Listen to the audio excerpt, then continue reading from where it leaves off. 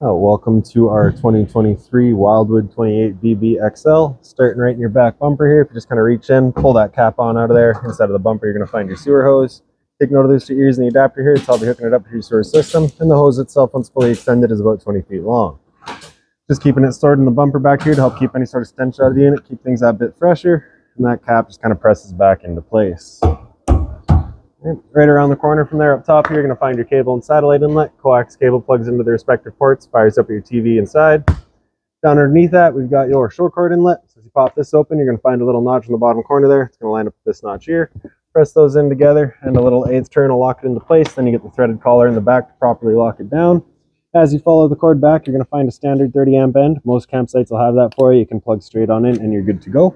We do also provide you with a 15 amp adapter, so if you're looking to plug in at home to charge your batteries or run your fridge, you got the power to do so. Your stabilizers here, so basically you just got that little drive end, you'll run that, and then you have a little quick pin that you'll pull, allows them to drop down.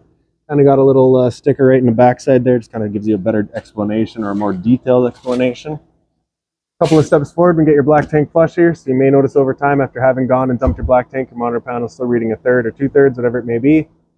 Typically just some debris inside of the tank hanging between the probes. So what you can do is take your hose, stick it into there, turn on the water, open up your black valve, and that'll just flush out that tank for you, getting rid of any sort of debris that could be causing your issue. Down underneath, that's your city water connection. Same idea here. You're going to take your water hose, plug it into there, turn on the water, and that'll pressurize the water lines throughout the unit. Sewer system itself is down underneath the unit. So you get that little cap there. You're going to kind of press on it and give it a turn. You can pop it on out of there. You see it's got the same two ears on it that your sewer hose had. It'll attach the same way where you're just kind of pressing it in, turning it until it locks into place. On the left, you get a black valve here. There is also a secondary one kind of right underneath the frame rail there. So you can pull that one first, then you'll open up this one next. Black tank is black tank is filled from your toilet. Of course, it's going to be your dirtiest water, so we want to dump that first. Once that's done, you can then come to your gray. Gray tank is going to be filled from your sinks as well as your shower. Typically cleaner water. We'll dump that last to help keep that sewer hose as clean as possible. Up from there, you get your hot water tank. So you get that keyway there. You're just going to line that up and you can pop it on open. All your controls for turning it on with propane are just inside the unit. Turning it on with electricity is just a little switch right down here. Flip it on, fires it up with electricity. Simple as that. Before turning it on with either source though, you just want to hit that relief valve right there. You should get a little bit of water coming out. If you're not getting any water coming out of there, there is a chance that it's empty and you do run the risk of burning out your elements. So you just want to make sure it's full before firing it up. Once you're done, just locking it back down with that keyway here. Straight up above it, we get your exterior shower. So you'll get a key just like this little guy here. Stick it on into there and open her up. You get the standard 3-foot hose with the standard head, hot and cold water. So if the dog's out getting muddy, you can spray him off where he goes inside. Once you're done, you're just kind of wrapping that hose around the handles. Tuck that handle underneath the knobs there and lock her back down.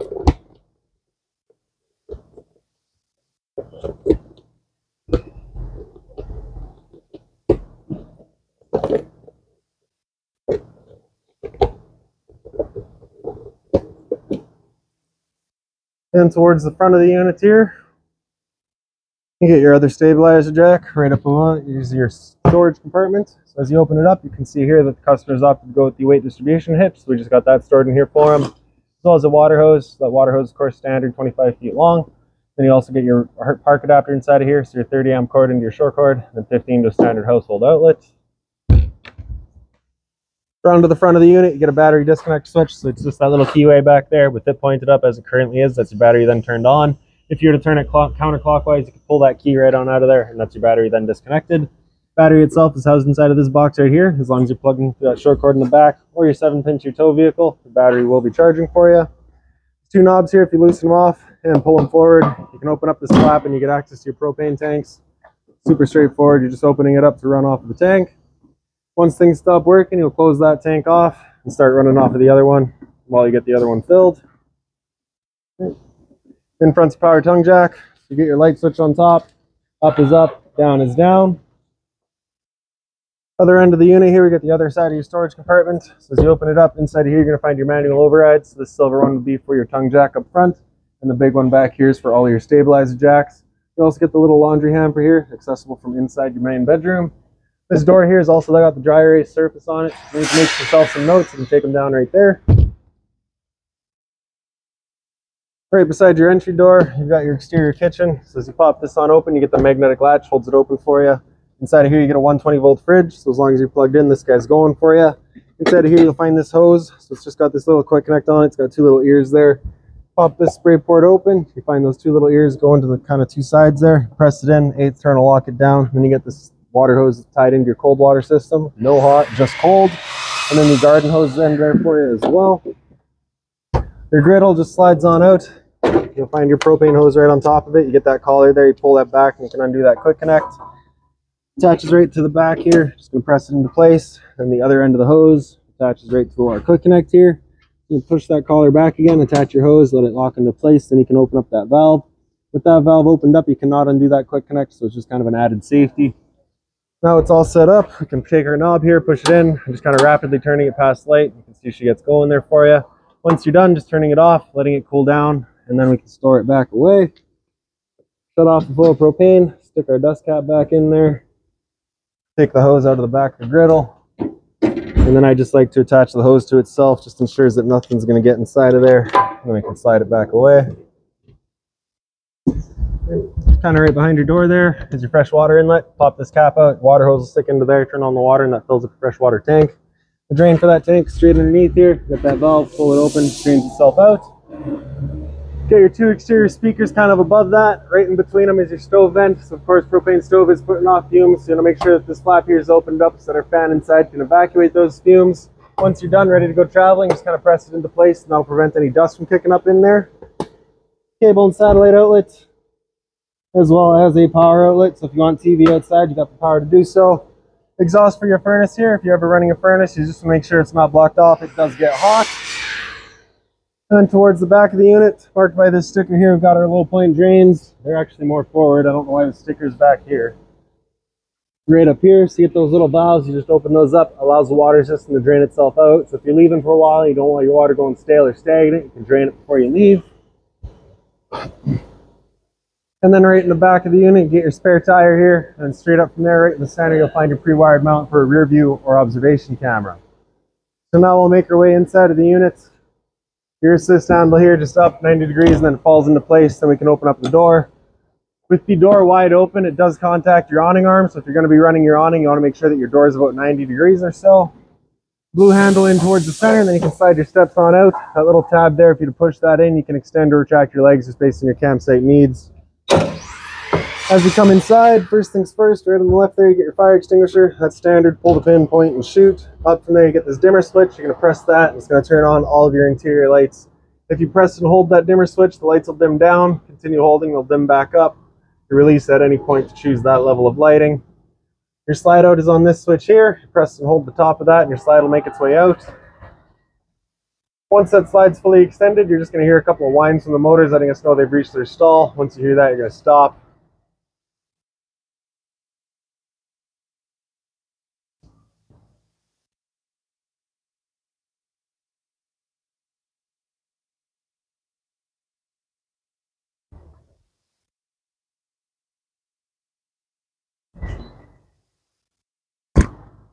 There we go. So straight up from your awning switch, you got your light switches on the two sides here. So you got the right swed is going to do your awning accent light. Slide out accent light. The one on the left is your awning accent light. Awning itself is on the big bottom left switch. You're going to press and hold the bottom of that, and the awning will make its way out. Once that awning's fully extended, you're just going to see a little white flap come down, as well as the black of the metal tube. Once you see that, you're going to stop. If you're to continue extending, it can actually wind itself up backwards, in which case your fabric would be underneath the tube, allowing it to hold water, accelerating the growth of mold and mildew. So there's our flap, just a little sticky, so it's not quite coming down today. So we'll just kind of overextend, and then we'll come back, and it should come down for us. There we go. So we'll go out until we see that tube. There it is. We'll stop right there. Now if it were to start raining, it's of course going to hold some water anyways. What you can do is grab either arm, front or rear. You're just going to pull straight down on it. Then you can see that changes the pitch of the awning out at the head, allowing water to then run off. Now if you like that angle better because it does give you more shade, you can do the same thing with the arm up front. Before you bring it back in though, you just want to make sure those arms are back out straight and fully extended, just so you're not running the risk of bending them. Then you can press and hold the top of that switch, and the awning will make its way back in. Again, you're just watching to make sure that your fabric's over top of the tube. And the last thing to keep in mind with your awning is it does catch a lot of wind. So once you get up to about 15, 20 kilometers an hour wind, you want to bring it back in. Again, just so you're not running the risk of bending your arms. Your awning light there, you can see that guy's all lit up. You also got two little blue lights inside of your speakers. Those are tied into your awning lights. So as soon as your awning lights turned on, those speaker lights will turn on too.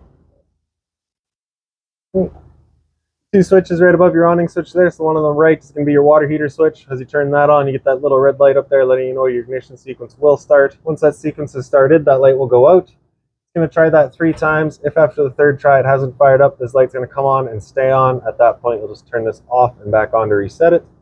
Water pump switch is on the left there. Turn that switch on. Turns on your water pump, drawing out of your fresh tank to pressurize your lines.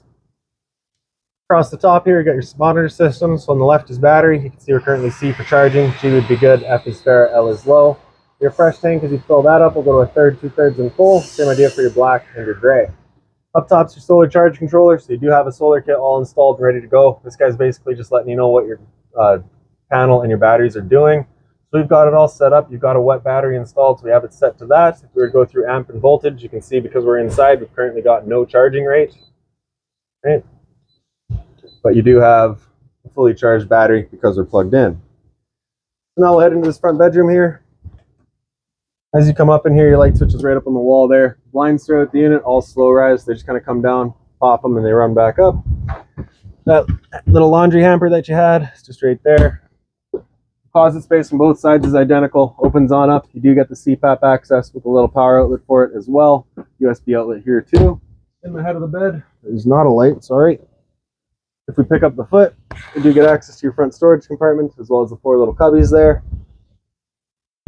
This wall here is your TV backer, so you do have a TV backer right up in the back there. You do also have your power outlet for it as well as your cable and satellite outlets. Same sort of CPAP storage back here. Emergency exit right here. You're pulling this red tab to get rid of the screen. Take this handle here, throw it outside, hop on out. And then right around the other side of the wall from there, we've got your living room TV backer. All your cables would run down through here to all of your outlets here. Get your power outlets on the left, cable and satellite outlet up top, antenna outlet in the bottom here. Turning that antenna on, you just get that little button there, turns on a green light. Should turn on a green light. Just letting you know, that would let you know that your antenna is turned on. Beside it there, you can see our prep for Wi-Fi. Then you also got your stereo right up front here. Power button there is going to turn it on. Select to get through all your inlets. Select through all your settings. Mode through all your inlets. Volume controls on the right side. Zone 1 is the soundbar itself. Zone 2 is your outside set of speakers. Underneath that's your fireplace. Power button on the far right there. Center right, you have your bottom illumination color. Or the back flame color. In the center is your bottom illumination. Center left, you got low, high, and off for your heat. Then on the far left is a timer of 30 minutes up to 9 hours. Power button, turn it back off. Storage on either side, just wide open. Into the slide out, 2 little lights just on their own center push buttons there. And you can see in your dinette here, you've currently got it set up as the dinette. If you're to take your table, wiggle it up and out of its legs, the legs will then wiggle up and out of their bases. There's 3 little ledges there that the tables will sit onto. You'll take your 2 big back cushions there, fill in the center to create your bed. A little bit of storage underneath each side. You do get the little cubbies there as well. This little black pocket here would be what holds on to this little piece right here. So this is the Big Chase Lounge, they call it. So you've got this piece right here that has the pockets that it's been sitting in the back side over here, or you can flip it over and have it sat over there. Basically allows you to create the big lounge here. So you'd be taking this piece here, get it out of the way, stick this filler piece in, attach this to it, and then this guy would go into the end, kind of creates your big couch there, right? For your bed, you can just get rid of that guy. Take this guy here, flip up the base, it folds down into your bed, and you can create a whole bed out of this area. And you do also have storage underneath the couch here. Oh boy. Okay. So this guy we're just going to line back up into those pockets.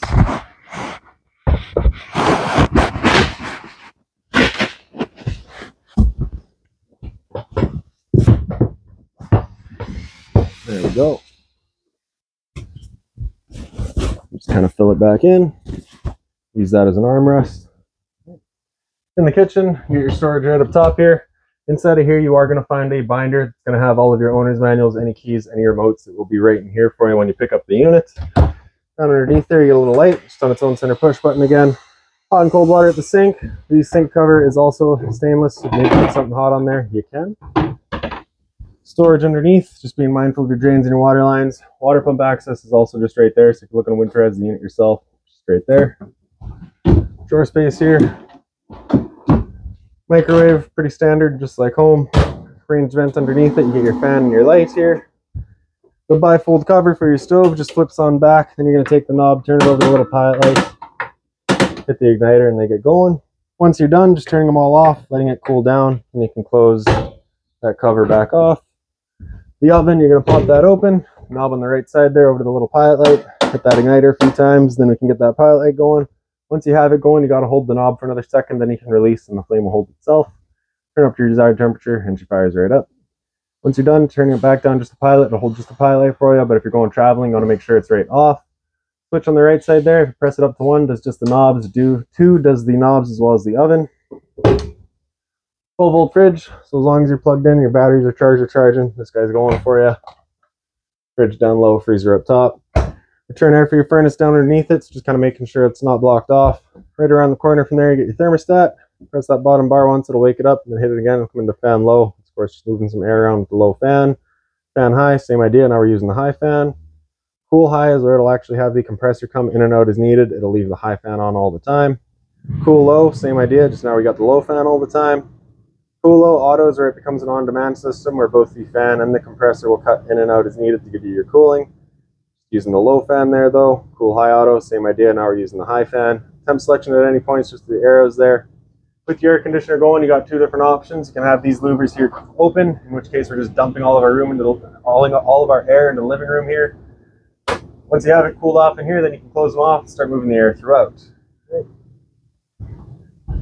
So after cool high auto, you hit that bar again, it'll come down into heat. It'll turn off the air conditioner, turn on your furnace. Your furnace will be moving its air through all your little portals that you have up on the walls there. After heat, you hit that bar again, it comes down into off and then just kind of cycles back around. Straight down underneath it, you get your propane detector. Propane's heavier than air, sits on the floor. That guy detects it and starts going off just like a smoke detector would. Your smoke detector is kind of right by your entrance here. It'll go a couple of times there.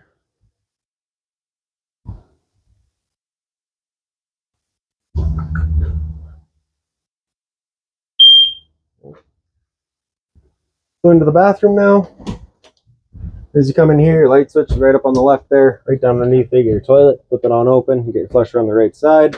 Kind of up the wall and to the right from there, you get your GFI protected outlet. Test on the bottom, reset on top. So if you ever have outlets that don't work, it's the first thing you should check. Up from there, you get your roof vent. You're turning that knob to open it up. Back corner, you get the switch, turns on the fan.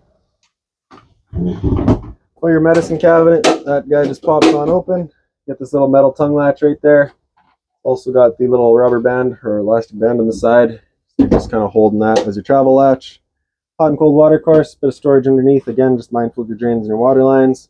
In the shower, standard hot and cold water, standard head and hose. The shower curtain does magnetically shut both ways. There as well as there. Some pantry space here, so just kind of wide open. Down underneath it is also got the water lines going out to your exterior shower, so just kind of being mindful of that. Again, if you're looking to winterize the unit yourself, that little panel down there has a screw in the bottom center and top center. Gives you access to your hot water tank bypass valves. And then in the back bunk room here, all of your lights back here are just on their own center push buttons there. The 2 bunks, you can see you currently got them set up. You can also flip them on up and kind of open up this room a bit. There is a TV backer in here, so if you're looking to mount the TV, it's going right there. All your outlets for it right down here. This is basically just a bunch of folded up foam, so you can take the 2 bottom pieces here, and they do fold out and kind of create a bed out of the whole area. And then you get your back cushions there as well. They're all just kind of loose. Storage here. And then your converter, you're going to press it top and center to pop it on open. All of your breakers are in the middle there. Whenever a breaker breaks, it sits in the center, so just turn it off and then back on to reset it. On the right side is all of our fuses. Whenever a fuse pops, you get a little red LED right beside it, letting you know exactly which one went. So that is about it for this unit. If you've got any other questions on it, please feel free to give us a call, 204-237-7272.